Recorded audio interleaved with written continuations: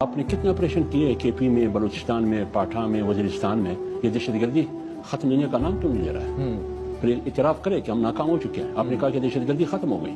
پہلے یہ بتائیے ضرب عضب، رائے نجات، رد فساد، ضرب حق، فلانا فلانا، اس کا رزلٹ ہمیں بتا دیں۔ دوسرا یہ ہمیں بتا دیں کہ یہ دہشت گردی کیوں ہو رہی ہے۔ خواجہ آصف کہہ رہا ہے کہ یہ گزشتہ پی ٹی آئی کی حکومت میں جنرل فیض اور جنرل باجوہ کا نام لے رہے ہیں کہ انہوں نے کابل سے وہاں ایک کپ چائے پی کے ادھر لایا، انہوں نے ہزاروں طالبان ادھر لائے۔ تو کیا اس کی سزا آپ قبائل کو دے رہا ہے؟ اس کی سزا آپ خیبر پختونخوا کی عوام کو دے رہے ہیں؟ کیا اس کی سزا آپ بلوچستان کی عوام، بلوچ اور پٹھان کو دے رہے ہیں؟ آپ سیدھا سادہ افغانستان سے کیوں بات نہیں کرتے ہیں؟ اگر افغانستان سے آتے ہیں پھر آتے کیسے ہیں بابا؟ آپ نے باڑ بھی لگایا، آپ نے بانڈر بھی بند کیا ہے، لوگوں کی معیشت بھی چھین لی، اب لوگوں کی زندگی چھیننے کی کوشش ہو رہی ہے گولیوں سے۔ لقمہ تو چھین لیا، اب گولیوں سے۔ اگر میری بات غلط ہے تو پاٹھا سے کتنے لاکھوں لوگوں نے، کروڑوں لوگوں نے نقل مکانی نہیں کی۔ آپ نے وعدہ کیا تھا کہ 100 ارب دینا ہے سالانہ، کتنے آپ نے دیے؟